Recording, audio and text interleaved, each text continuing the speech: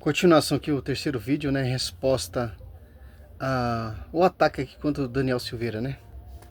Que a igreja deveria ser coluna e deveria sustentar. Está aí, versículo 16. Lembra? Paulo não é esquizofrênico. Paulo não tem TDAH. Então ele escreveu qual é a verdade que nós, como igreja, devemos sustentar. Ser colunas, ser sustentáculos. Deus foi manifestado em corpo, está falando de Jesus. Deus foi manifestado em corpo, justificado no Espírito, visto pelos anjos, pregado entre as nações, crido no mundo, recebido na glória. Ele está falando que Jesus, ele é a cabeça dos colunas. Jesus, ele é a coluna de ângulo. Pedra, sustentáculo de ângulo. E todo ensinamento, todo conhecimento que as colunas pegaram vem da coluna central, que é Cristo Jesus, que é o fundador da igreja. Coluna sustentáculo da verdade. Então, tudo é sustentado em Cristo Jesus, através do Espírito Santo. Essa é a verdade. nós devemos sustentar a encarnação de Jesus. Nós devemos sustentar esta verdade. Esta é a coluna, este é o fundamento que a igreja deve sustentar. É isso que ela deve fazer. Paulo não deixou a coisa em aberto. Paulo não falou, olha, a igreja é coluna sustentáculo da verdade. O que é, Paulo, esta verdade? Não sei. Aí depois vocês vão ter que descobrir aí, através da tradição, aquelas coisas, vai juntando daqui. Aí você está colocando coisa da sua boca, né, pastor? E vai juntando ali, daqui a um pouco você descobre qual é a verdade. Paulo não fez isso, Paulo não era esquizofrênico, Paulo não fazia pegadinhas com Timóteo. Ele deixou muito claro, Timóteo, a igreja é sim coluna e fundamento da verdade. E qual é esta verdade que ela é coluna e fundamento? Está aí, versículo 16.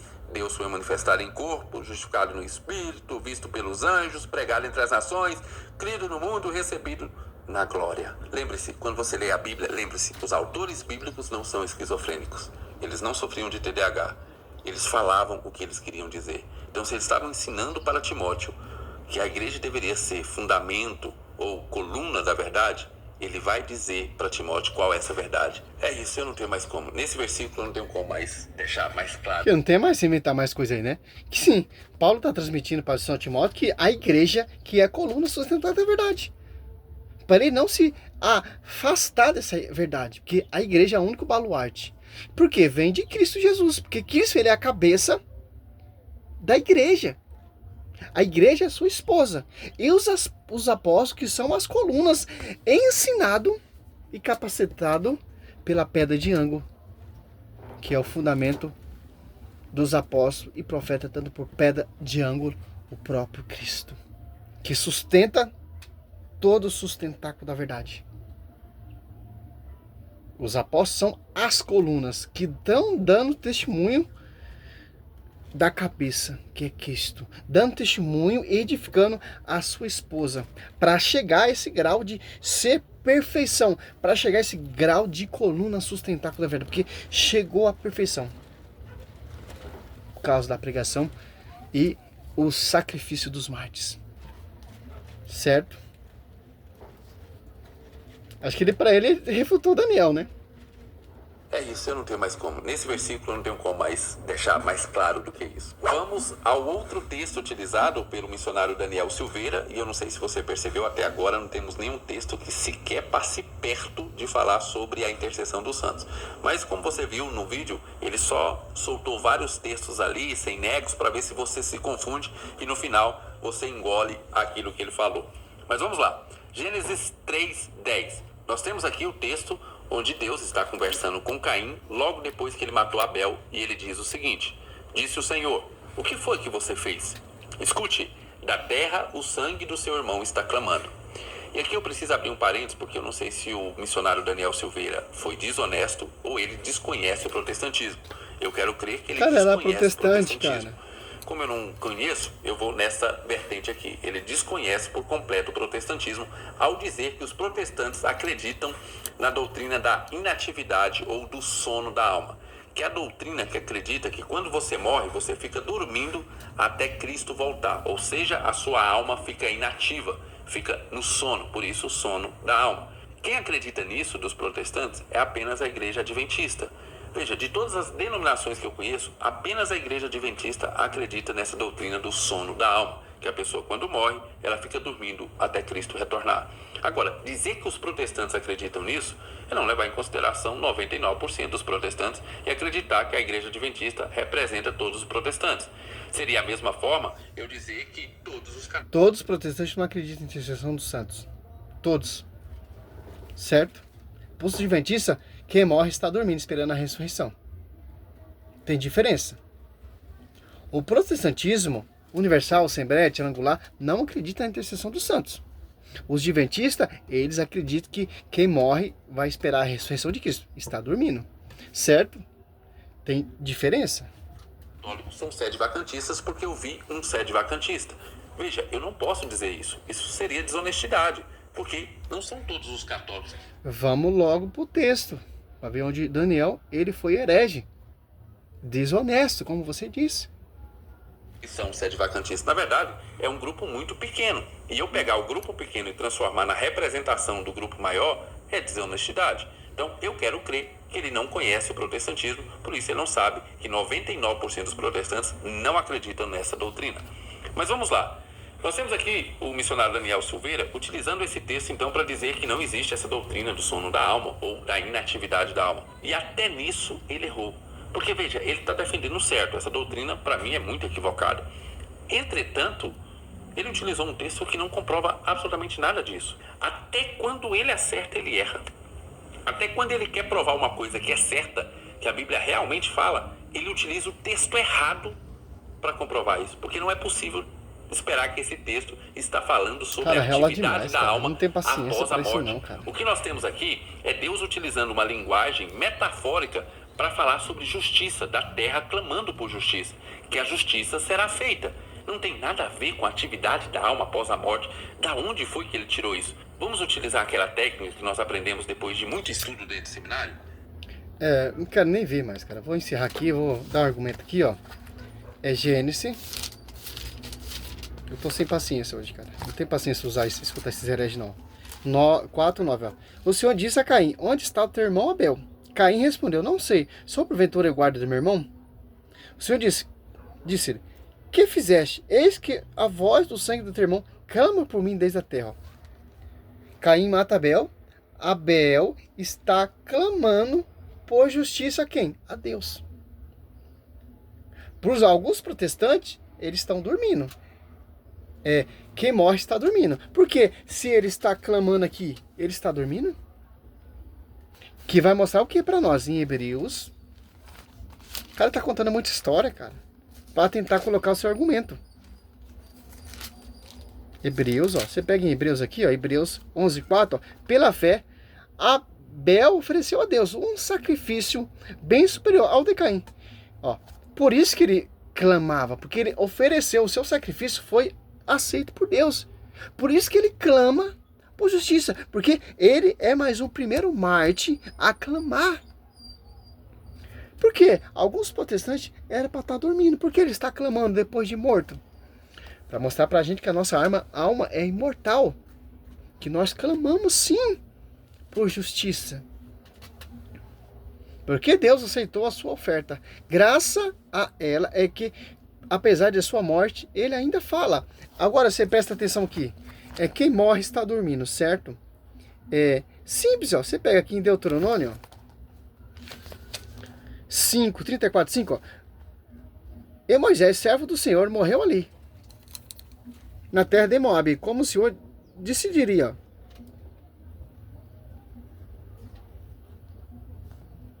Então, a intercessão, cara, tem várias passagens, cara, desde o Velho Testamento e do Novo. O protestante quer tentar o quê? Refutar, mas não tem como. Tá na Bíblia, cara. Ele entrou no vale da terra de Moabe, de frente de Bet-Foge, e ninguém jamais soube o lugar do seu sepulcro. Moisés tinha 120 anos no momento de sua morte. Suas vistas não tinham enfraquecido, seu vigor se não tinha abalado. Olha só. Para os protestantes, a adventista está dormindo. Para os protestantes, não tem intercessão. Os protestantes estão esperando a ressurreição de Cristo, a volta de Cristo, certo? Agora você pega aqui em Mateus Moisés morreu ali, certo? Mateus 17. Cai por terra.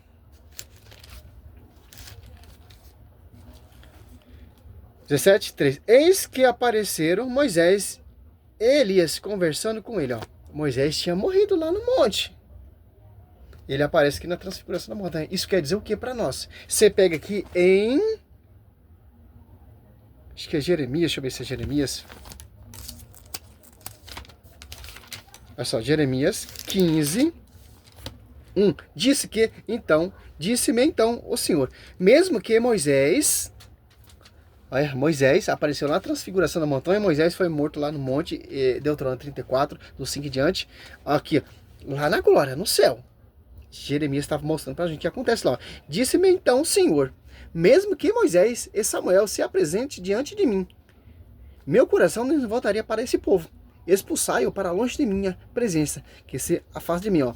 Mesmo Samuel e Moisés se apresentam diante de mim, ó, como os mártires, os santos que chegaram à perfeição se apresentam diante de Deus, ó. Está diante de Deus, Apocalipse. Olha só. 6, 9. Quando abriu o quinto selo, vi debaixo do altar as almas dos homens imolados por causa da palavra de Deus e por causa do testemunho que era depositado. E clamava em alta voz, dizendo: até quando tu, que é o Senhor, santo verdadeiro, ficar sem fazer justiça, sem vingar nosso sangue com os habitantes da terra? Olha só. Mesmo termo de Gênesis 4, 9, 10.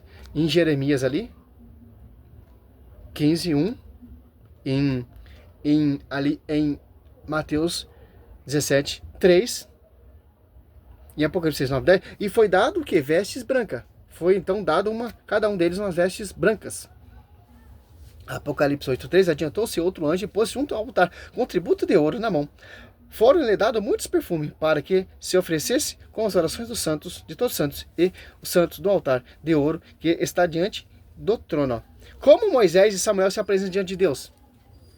Como as orações dos santos. Porque a igreja, em Mateus, tem esse respaldo para ligar a oração dos santos que estão buscando a perfeição aqui na terra em comunhão com os santos da glória, porque está em comunhão com a cabeça. Que, por causa da chave aqui, ó, Mateus 16, ó, 18, eu te darei a chave do reino do céu. Tudo que ligar na terra será ligado no céu. E tudo que desligar na terra será desligado no céu. A sua oração, que você está buscando a santidade, sobe. E esses santos, que são os intercessores, pega a sua oração, apresenta ali, como Samuel e Moisés, diante de Deus, as suas orações. Foi assim que a oração do pai de João Batista foi ouvida, ó. Zacarias. E o anjo aparece aonde? Diante do altar. De acordo como os santos estão lá na glória, debaixo do altar. E o anjo aparece ali diante do altar, ó. De acordo, ó. 6, ó. Para finalizar, Lucas. Intercessão, cara, tem vários textos, cara, várias explicações na Bíblia, engajado na Bíblia. Tem vários vídeos meus na plataforma aí falando de intercessão, sim, e refutando também esses hereges, certo? Ambos eram justos diante de Deus e observava irrepreensivelmente todos os mandamentos e preceitos do Senhor.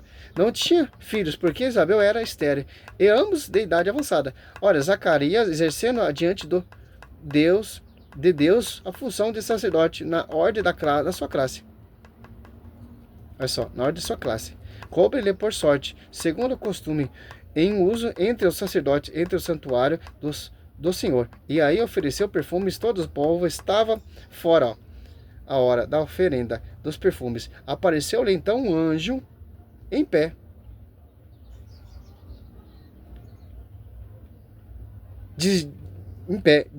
à direita do altar dos perfumes. Vendo, Zacarias ficou perturbado, tomando o assaltou. O anjo disse-lhe: